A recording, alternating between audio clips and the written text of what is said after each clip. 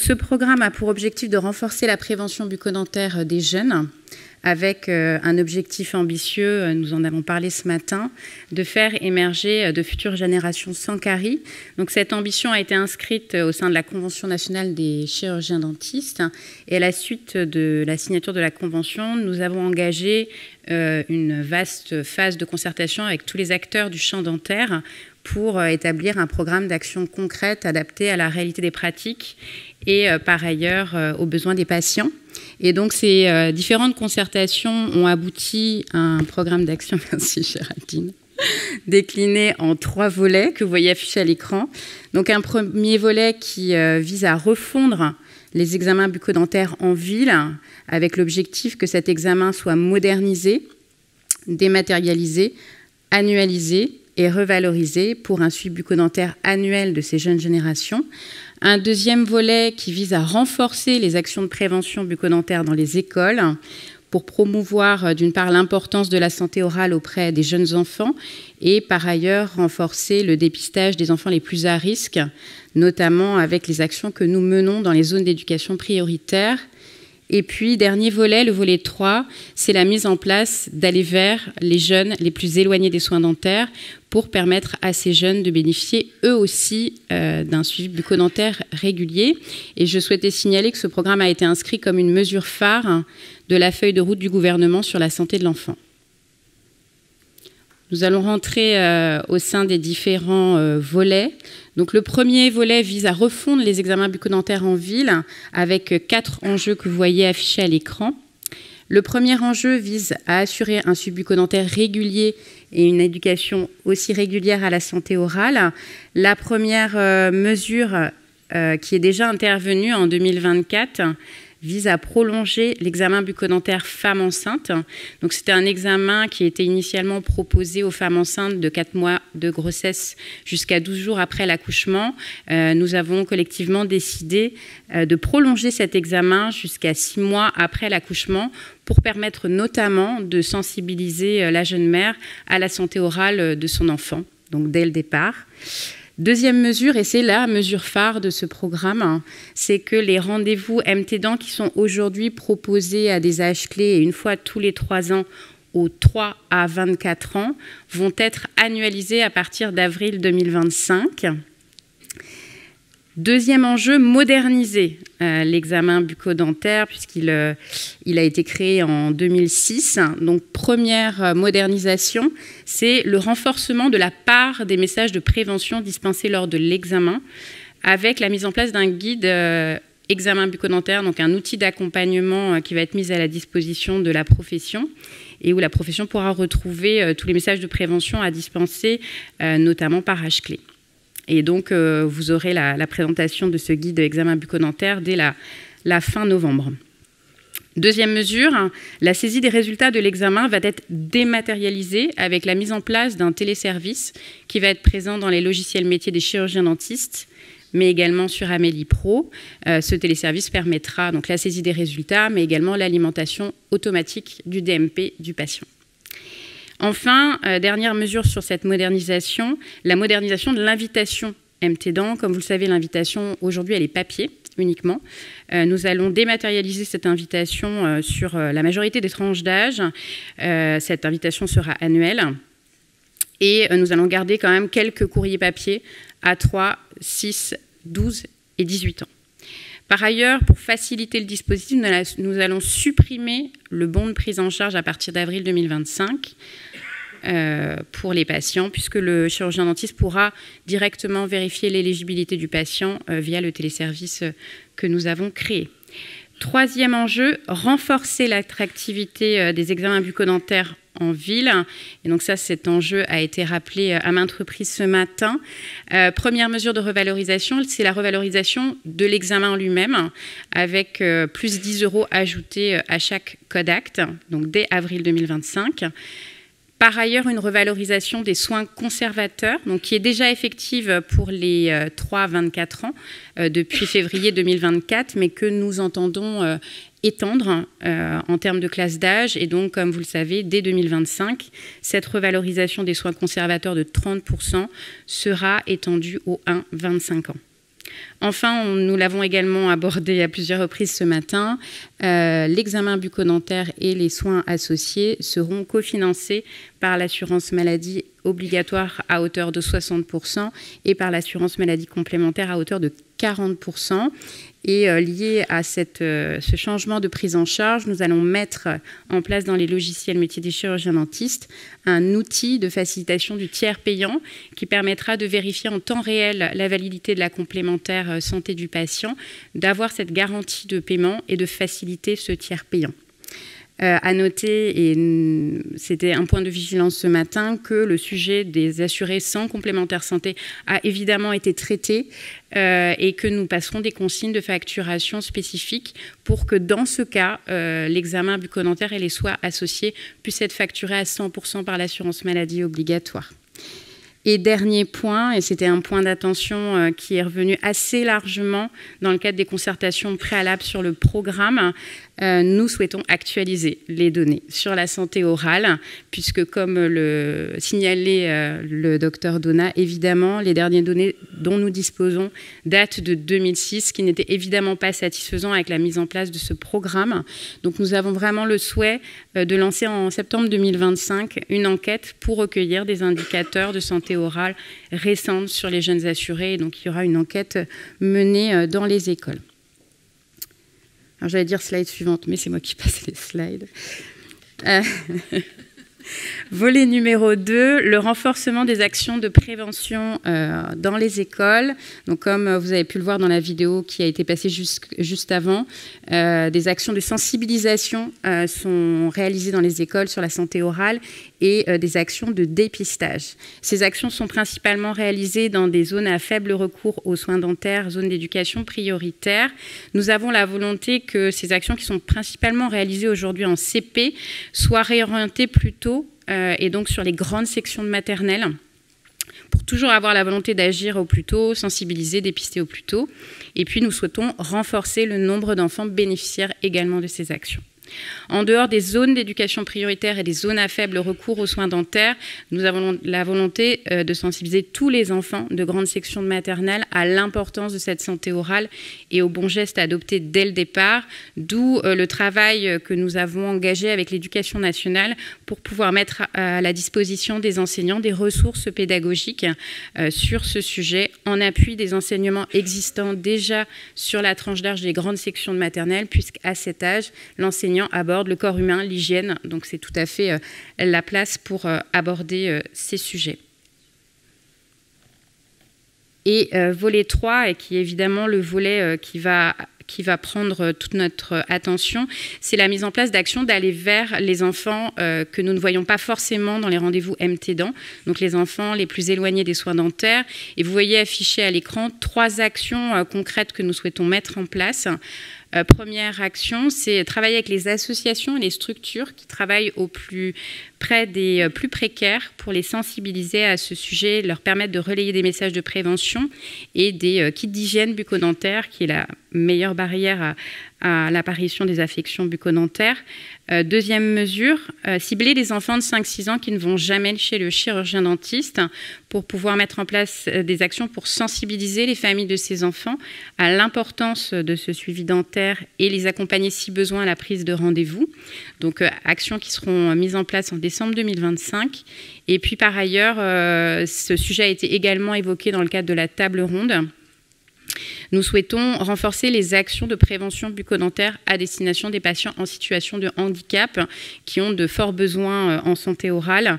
Et donc, nous allons mettre en place dès 2025 une expérimentation sur le sujet. Nous avons déjà ciblé 11 établissements volontaires pour pouvoir bénéficier de ces actions. Je vais rentrer un peu dans les détails. Lorraine vous a dit déjà beaucoup de choses. Demain, qu'est-ce qui va changer pour vous? Alors, j'ai 5 messages, 5 slides et je regarde le chrono, j'ai 5 minutes. Donc, on devrait y arriver. Premier message concerne le MT-Dents tous les ans. Donc, je pense que ça y est, on est tous au parfum. Il y a plein de choses qui vont changer dans votre cabinet demain. Je vais très rapidement les développer, mais vous aurez un film tout à l'heure qui vous explique tout ça dans les détails. Premier niveau, au moment de l'invitation de l'enfant, vous l'avez compris, il n'y a plus d'invitation.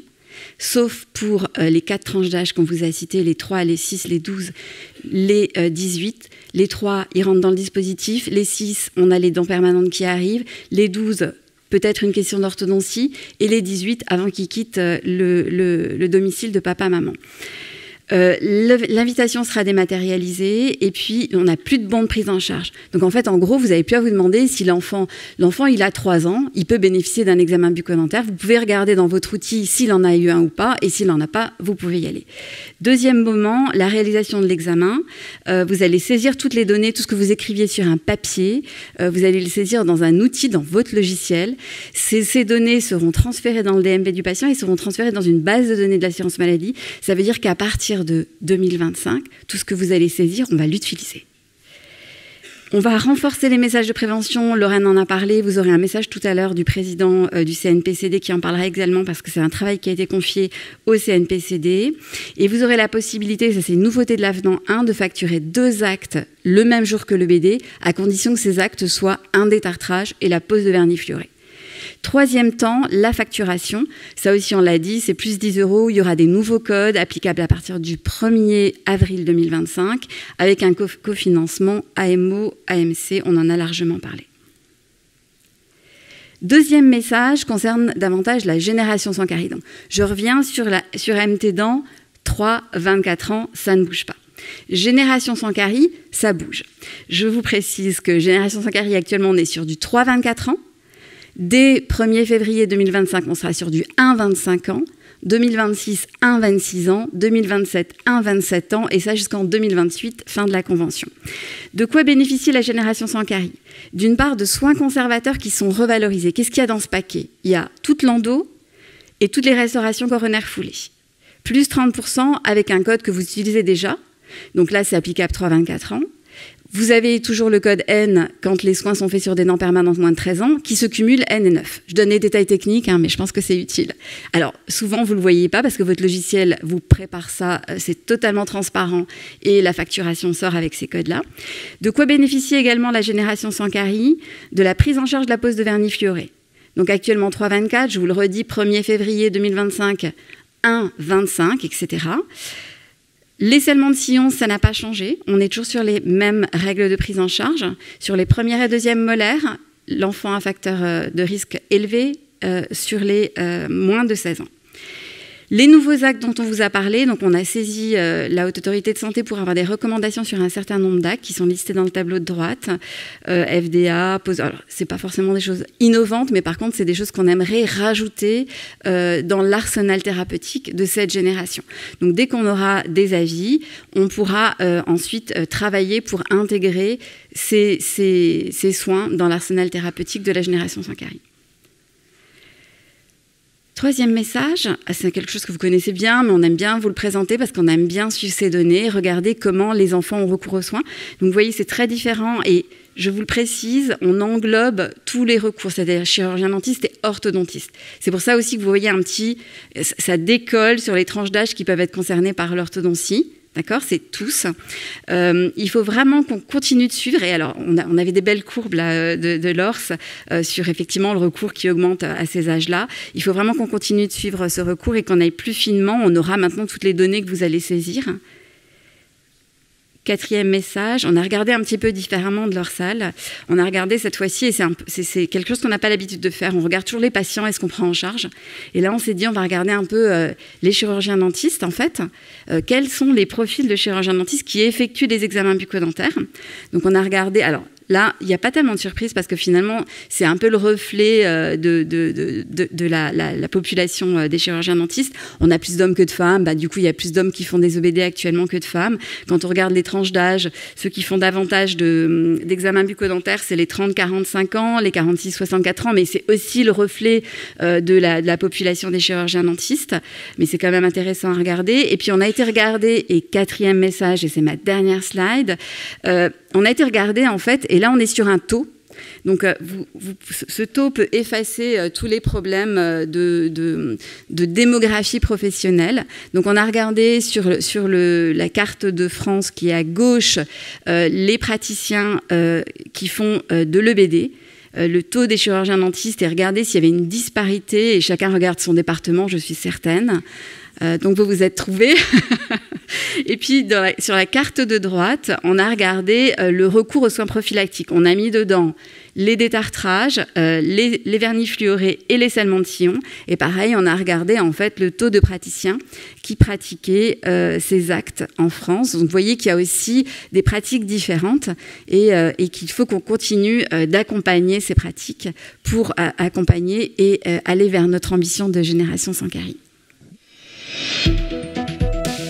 Prévention bucco-dentaire, ce qui change pour vous à partir de 2025. Objectif, faire émerger de futures générations sans carie. À partir de 2025, 2 mesures sont mises en place pour renforcer la prévention bucco-dentaire des enfants et des jeunes adultes en collaboration avec les chirurgiens dentistes. 1. L'examen bucco-dentaire, EBD, pour les 3 à 24 ans est annualisé, modernisé et revalorisé. 2. La revalorisation des soins conservateurs et préventifs est étendue aux jeunes de 1 à 25 ans. L'EBD est annualisé pour les jeunes de 3 à 24 ans pour assurer un suivi régulier, repérer au plus tôt les affections orales et sensibiliser aux bons gestes d'hygiène bucco-dentaire. L'EBD est modernisé. Les invitations à l'examen bucco-dentaire sont envoyées par mail, sauf à certains âges clés où les courriers papier seront conservés. À 3 ans, 6 ans, 12 ans et 18 ans. Le bon de prise en charge à présenter au chirurgien dentiste est supprimé. La part des conseils de prévention pendant l'examen bucco-dentaire est renforcée pour mieux prévenir l'apparition des affections orales. La saisie des données de l'EBD se fait directement dans votre logiciel via un téléservice dédié ou depuis Amélie Pro. L'EBD est revalorisé. Son tarif augmente de 10 € et donc les codes de facturation changent. Il est désormais possible de réaliser et facturer en plus de l'EBD, un détartrage et une pose de vernis fluoré. L'EBD et les soins de suite réalisés dans les 6 mois sont dorénavant pris en charge par l'assurance maladie et la complémentaire santé. Sans avance de frais ni reste à charge pour le patient et avec une facturation en tiers payant. De nouveaux outils sont mis à la disposition des chirurgiens dentistes. Un mémo d'aide à la réalisation de l'EBD conçu par le Conseil national professionnel des chirurgiens dentistes pour adapter les conseils de prévention à l'âge du patient.